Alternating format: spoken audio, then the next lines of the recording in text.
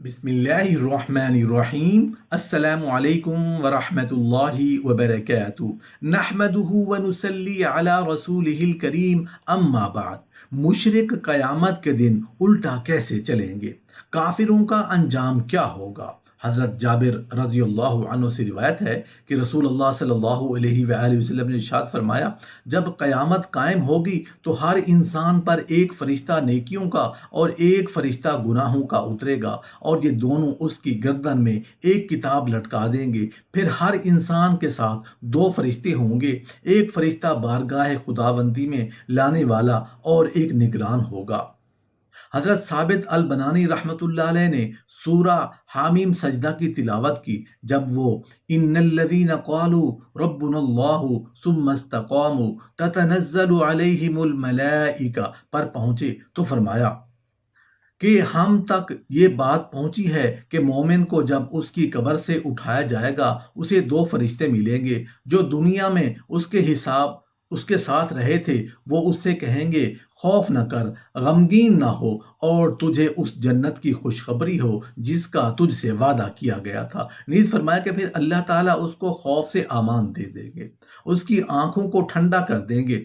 حضرت ابو ذر رضی اللہ عنہ سے روایت ہے کہ رسول اللہ صلی اللہ علیہ وآلہ وسلم نے ارشاد فرمایا، لوگوں کو قیامت میں تین گروہوں کی شکل میں پیش کیا جائے گا۔ نمبر ایک گروہ نجات کی امید لگائے لباس پہنے ہوئے اور سواری پر ہوگا۔ نمبر ایک گروہ پیدل چلتا ہوا ہوگا۔ نمبر ایک گروہ کو فرشتے چہروں کے بل گھسیٹتے ہوئے میدان حشر میں لائیں گے۔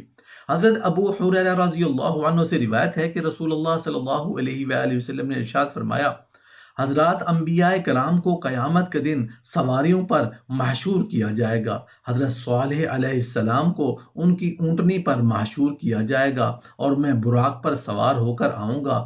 میرے دونوں بیٹے حسن رضی اللہ عنہ اور حسین رضی اللہ عنہ جنت کی دو اونٹنیوں پر سوار ہو کر پیش ہوں گے۔ حضرت بلال رضی اللہ عنہ جنت کی ایک اونٹنی پر سوار ہو کر آذان دیتے ہوئے اور حق کی گواہی دیتے ہوئے آئیں گے، حتیٰ کہ جب وہ اشہد ان محمد رسول اللہ کہیں گے تو تمام اولین و آخرین مسلمان اس کی گواہی دیں گے۔ پس جس کی گواہی قبول ہوئی قبول ہو جائے گی اور جس کی رد ہوئی رد ہو جائے گی۔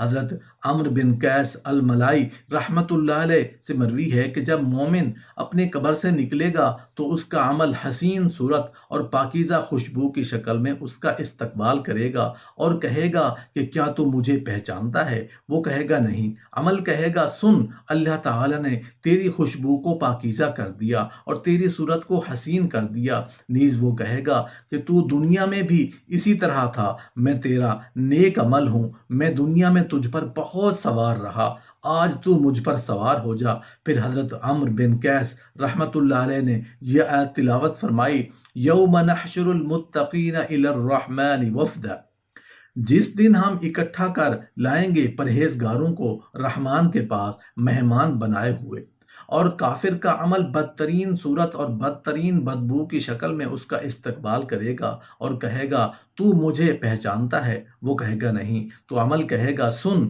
اللہ تعالیٰ نے تیری صورت کو گندا اور بدبودار کر دیا۔ نیز وہ کہے گا، تو دنیا میں ایسا ہی تھا، میں تیرا عمل ہوں، تو مجھ پر اکثر سوار رہتا تھا، آج میں تجھ پر سوار رہوں گا۔ پھر حضرت عمرو بن قیس رحمۃ اللہ علیہ نے یہ آیت مبارکہ تلاوت فرمائی، وَهُمْ يَحْمِلُونَ أَوْزَارَهُمْ عَلَى ظُهُورِهِمْ، اور وہ اٹھائیں گے اپنے بوجھ اپنی پیٹھوں پر۔ حضرت ابو حریرہ رضی اللہ عنہ سے روایت ہے کہ رسول اللہ صلی اللہ علیہ وآلہ وسلم نے ارشاد فرمایا، لوگوں کو قیامت میں تین طرح محشور کیا جائے گا۔ نمبر 1 سوار، نمبر 2 پیدل، نمبر 3 چہروں کے بل۔ ایک شخص نے عرض کیا، یا رسول اللہ صلی اللہ علیہ وآلہ وسلم، کیا وہ اپنے چہروں کے بل چلیں گے؟ آپ صلی اللہ علیہ وآلہ وسلم نے فرمایا، جس ذات نے انہیں قدموں پر چلایا ہے وہ اس پر بھی قادر ہے کہ انہیں چہروں کے بل چلائے۔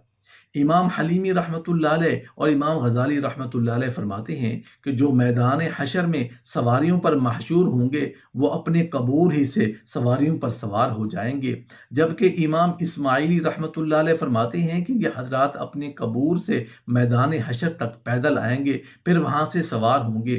حضرت داؤد بن حلال الزبی رحمۃ اللہ علیہ فرماتے ہیں حضرت ابراہیم علیہ السلام کے صحیفوں میں لکھا ہوا ہے کہ اے دنیا، ابرار کے سامنے تو زیب و زینت کے ساتھ جاتی تو ہے، مگر تو ان کے سامنے کتنی ذلیل ہے۔ میں نے ان کے دلوں میں تیرا بغض اور تیری دوری ڈال دی ہے۔ میں نے تم سے زیادہ بے قیمت کوئی چیز پیدا نہیں کی، تو ہر حال میں گھٹیا ہے اور تیرا انجام فنا ہے۔ میں نے جب تجھے پیدا کیا اسی دن فیصلہ کیا تھا کہ نہ تو کسی کے لیے رہے گی اور نہ کوئی تیرے لیے رہے گا۔ اگرچہ کوئی تیری وجہ سے بخل کرے اور کنجوس بنے، ان لوگوں کے بشارت ہو جنہوں نے اپنے دلوں سے میری رضا کو پہچان لیا اور خود میں صدق و استقامت کو جگہ دی۔ ان لوگوں کے لیے بشارت ہو جب وہ قبروں سے نکل کر وفد کی شکل میں میرے پاس آئیں گے تو ان کی جزا یہ ہوگی کہ ان کا نور ان کے آگے آگے روشنی کرتا ہوگا اور فرشتوں نے انہیں اپنے گھیرے میں لے رکھا ہوگا، حتیٰ کہ میں انہیں وہاں پہنچا دوں گا جس کی وہ میری رحمت سے امیدوار تھے۔ حضرت علی کرم اللہ وجہ الکریم نے الذین یحشرون علی وجوہہم تلاوت کی اور فرمایا اللہ کی قسم مؤذن پیدل نہیں اٹھیں گے اور نہ انہیں پیدل چلایا جائے گا، بلکہ ان کے پاس جنت کی اونٹنیاں لائی جائیں گی۔ مخلوقات نے ایسی حسین سواریاں کبھی نہیں دیکھی ہوں گی، ان پر سونے کے کجاوے ہوں گے، ان کی نکیل زبرجد کی ہوگی، یہ ان پر سوار ہوں گے حتیٰ کہ جنت کا دروازہ کھٹکھٹائیں گے۔ حضرت ابو حریرہ رضی اللہ عنہ سے روایت ہے کہ رسول اللہ صلی اللہ علیہ وآلہ وسلم نے ارشاد فرمایا، لوگوں کو تین طرح محشور کیا جائے گا، رغبت و شوق والے اور خوف والے مومن، دو دو مومن ایک ایک اونٹ پر سوار، تین تین مومن ایک ایک اونٹ پر سوار ہو کر اٹھیں گے اور 10 بھی ایک ایک اونٹ پر سوار ہو کر اٹھیں گے۔ باقی لوگوں کو آگ کے ساتھ اٹھایا جائے گا، آگ ان کے ساتھ دوپہر کا وقت گزارے گی جب وہ دوپہر کا وقت گزاریں گے اور رات گزارے گی جب وہ رات گزاریں گے۔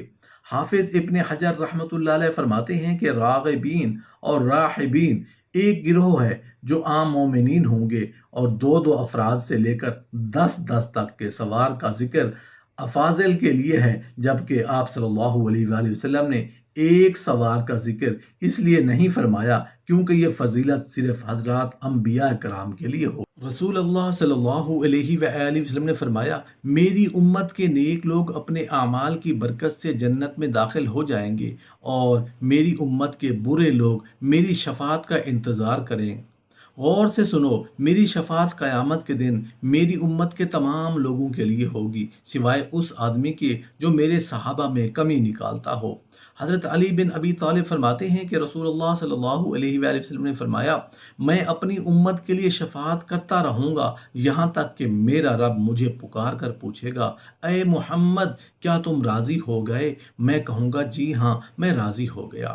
حضرت امیر المومنین سیدنا عثمان ذی النورین فرماتے ہیں، آپ کے ایام علالت میں ایک دن میں حاضر خدمت ہوا، دیکھا آپ رو رہے ہیں۔ میں نے رونے کا سبب پوچھا تو فرمایا، اپنی امت کے لیے رو رہا ہوں، کیونکہ اپنی ظاہری زندگی میں جو ان سے گناہ سرزد ہوتے تھے دعا کر کے معاف کرا لیتا تھا۔ میرے دنیا سے چلے جانے کے بعد کون ہے جو ایسی دعا کرے؟